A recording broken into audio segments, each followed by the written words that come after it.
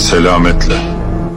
Ya orada 175 kilo altın var. Bu verdiğiniz anca 4-5 kilo yıkar. Sen neye gidiyorsun lan? Ha? Anlat bakayım sen neye gidiyorsun lan? Nerede bu herif ya? Anne. Yıldırım mı? Patlayıcı mı koydun aklının için? Evet. Evren Karan ben. Profesör. Profesör. 2 tanesi şovdu.